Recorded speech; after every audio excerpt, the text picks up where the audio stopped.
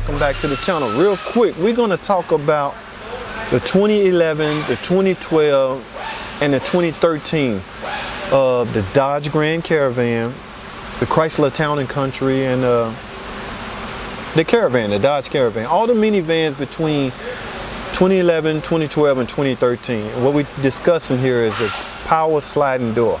Okay, and what I want to talk about is the problems people are having. You really can't avoid problems with your sliding door, especially if you use it a lot.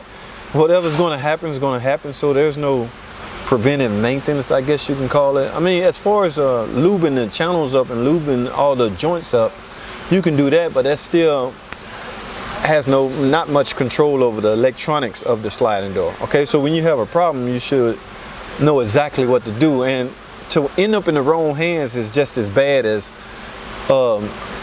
it's not good. I'll put it that way. So what I want to discuss, let's go. I want to pull up this van. Y'all can't see it because I got the camera pointing this way.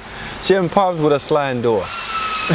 the power close is not working. So when it's open and she pushed the button to close it, it just clicks. I know y'all heard that song, click, click, click. I know y'all heard that sound. It just clicks. Okay, so what's happening is the power sliding door module loses its count. Okay, there's a counter internal to the controller that it keeps up with. When that counter is lost, the computer is confused and don't know what to do. Okay, so it might not allow you to close the door electronically. You will still have manual controls over the door. In other words, you can still grab it and close it and do things you would normally do manually, but electronically you might lose that control because the count position is lost. It's a glitch. It's a glitch in the computer. Now, let's go to my computer. I'll pull up a screen so y'all can see. As you can see, both of these modules, the power sliding door on the driver's side and the passenger side, have flash updates to them. So I'm gonna click this side here, and what I'm gonna go over with y'all. Let's click up what TSB this is sending me to. Okay, right here. So what it says here. Okay, I did the years right. Models 2011, 2012, and 2013. Oh, Town & Country only. So depends on if you have power sliding door, basically. All right, so let's do this. Let's scroll down. First of all, let me read the symptoms and condition that you may be having. Customer may experience that the power sliding door will not power close. The sliding door will be stuck in the open position and the motor will make a clicking noise. It will just start making that clicking noise. There are no stored diagnostic trouble codes. This is one time, well, you shouldn't be angry that there are no codes, okay? Because basically, if there's no codes, the computer saw no major trouble.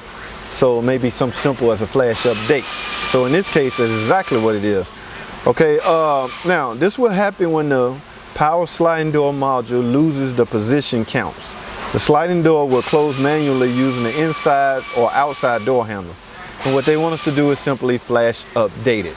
Okay, so again, now I talked about this on a previous video, but that was one of the newer model minivans. Okay, this same theory applies, man.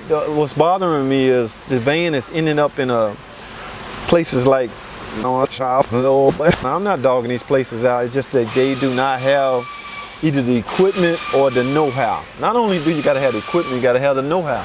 Before you do anything, let me put it like this. Before you do anything mechanically to that door or let anybody else do anything mechanically to that door, I highly suggest you go get verified if your modules are up to date.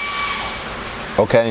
If they're up to date and you're having issues, then at that point you should have fault codes and the computer should put you in the right direction as far as what to check.